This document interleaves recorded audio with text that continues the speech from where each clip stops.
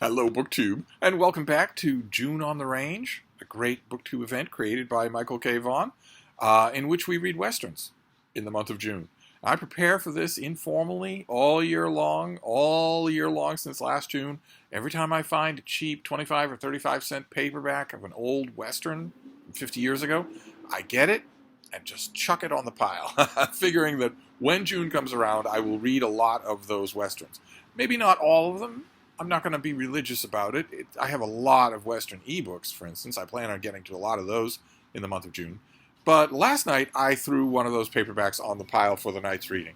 I have the picture on my iPad because having the book would mean moving. But it's this. It's The Man from Yuma by Hal Everts. This terrific cover there. From the late 1950s. This little paperback came out in the late 1950s. The paperback wants to make sure that you know that this is a brand new book, if you haven't read it before, that it's complete and unabridged and whatnot.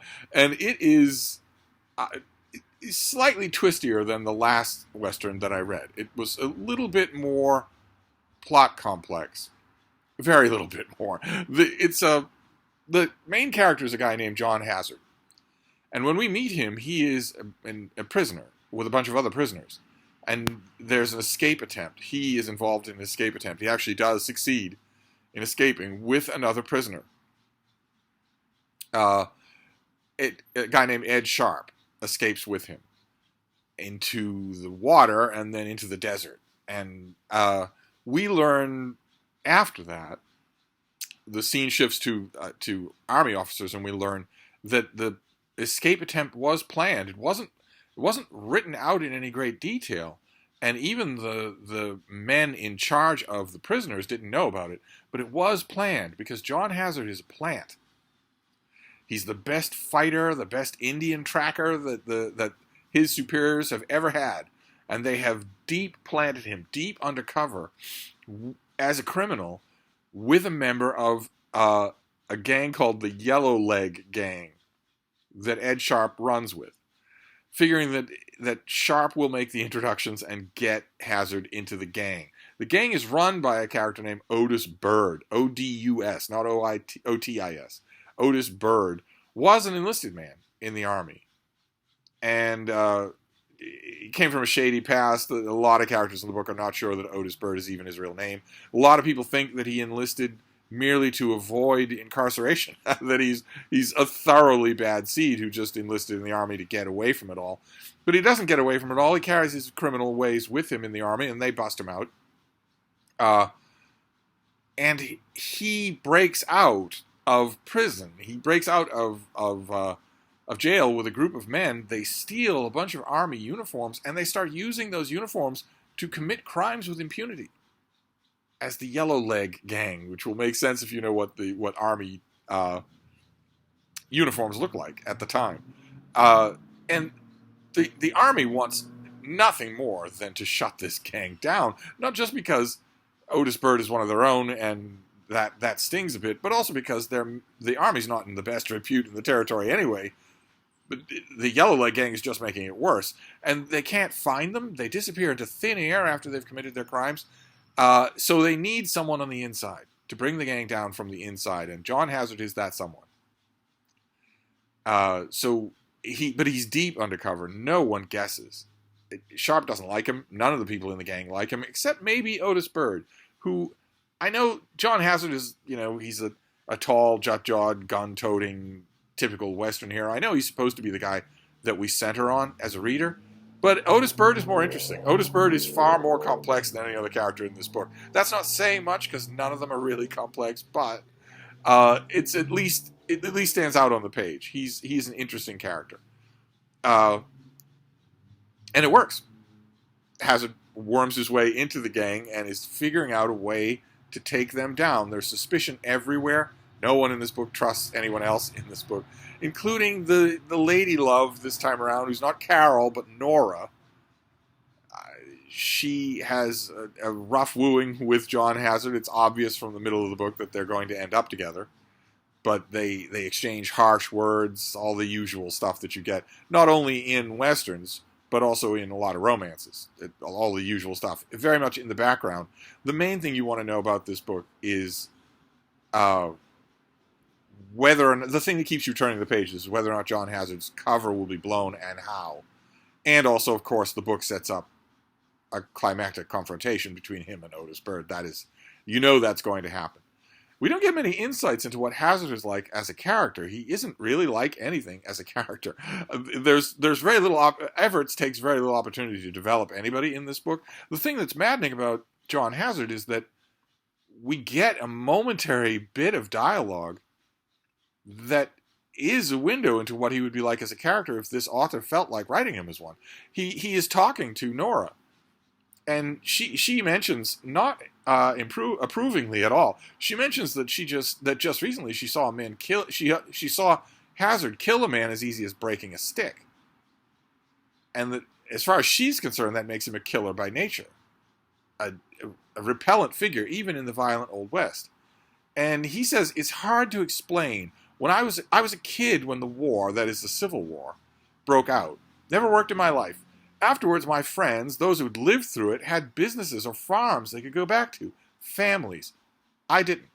The only trade I knew was killing. That stopped me.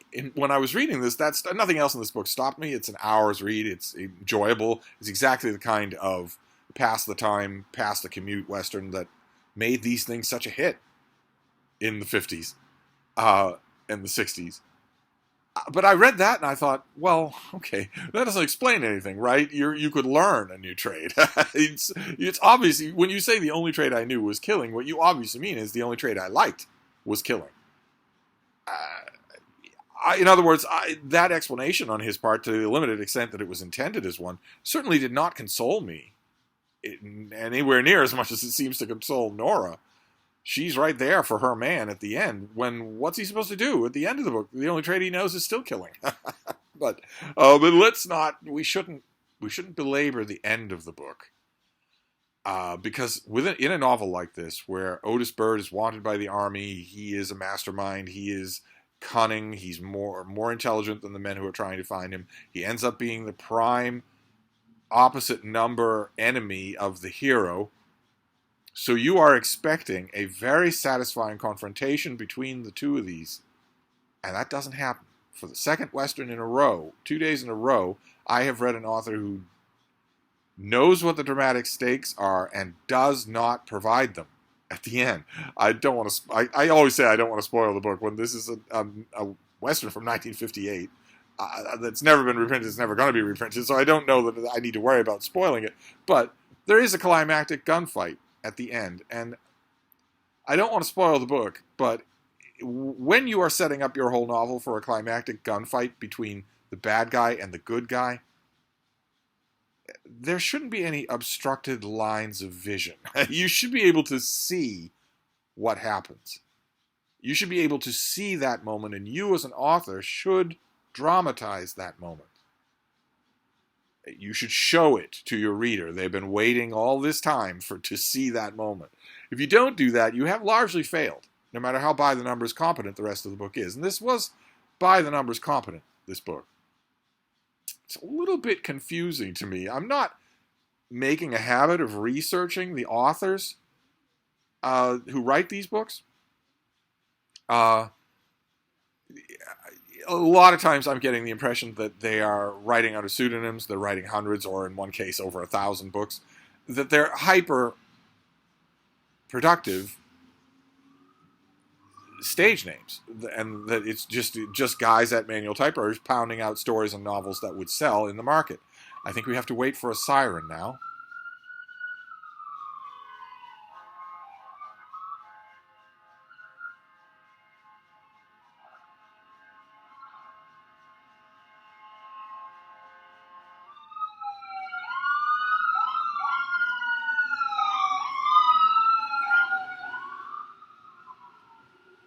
It's a minute gone from every single video.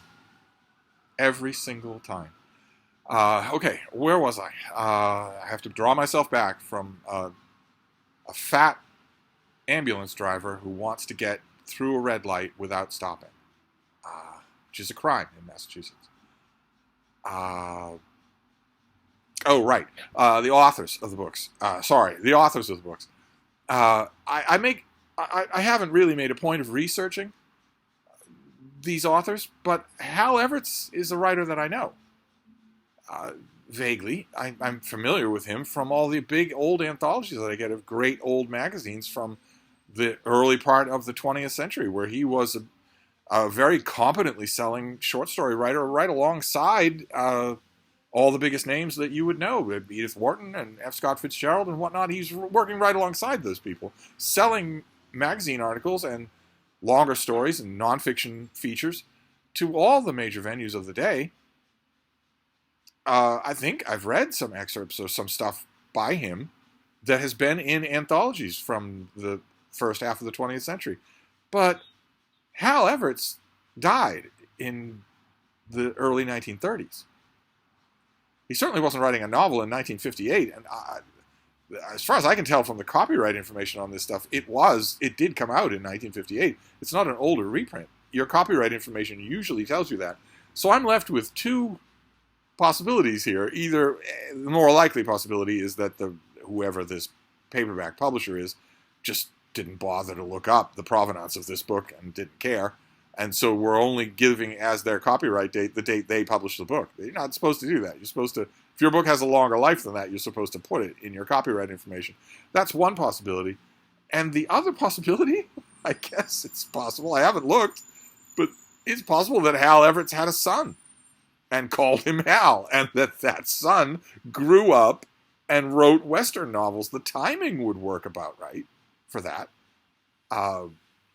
I guess if Hal Everetts had a kid when he was flush, when he was making good money for his stories, maybe that kid grew up and wrote Westerns. I don't see why you would. I don't know of any other example of a son who grows up to write Westerns in the boot print of his father, but maybe some of you know Westerns a lot better than I do. Maybe you know the answer to that. Not only the answer to whether or not this is actually Hal Everetts Jr., but also the answer to whether or not do sons ever take up the mantle for their fathers. I don't really know. I don't remember the bits and pieces of the other Hal Everetts writing that I've read well enough to say whether or not for sure this is not written by him. He's not an author that I know really well. All I know is that the timing here is a little bit odd. I should look into it, but it's a little bit odd to me. I think this might be the only Hal Everetts novel that I have, and I enjoyed it. I enjoyed it just fine. It was a bit of a lost opportunity. That moment in the book when Hazard says that killing is the only thing he knows how to do was a tiny little doorway into a different version of this book, in which more is made of how convincingly he walks in on a killer gang. They don't really, aside from suspecting a stranger, they don't suspect that he's one of them at all. In other words, a cutthroat killer. They don't suspect. That's not part of his story that they wonder about. And that ought to have been a book. That could have been a different book. But I still enjoyed it. I haven't really had a dud for June on the Range. Not a complete dud. So I will wrap this up for now, and I'll chuck another Western on the pile for tonight. So we'll see what I come up with. I'll let you know. Thank you, BookTube.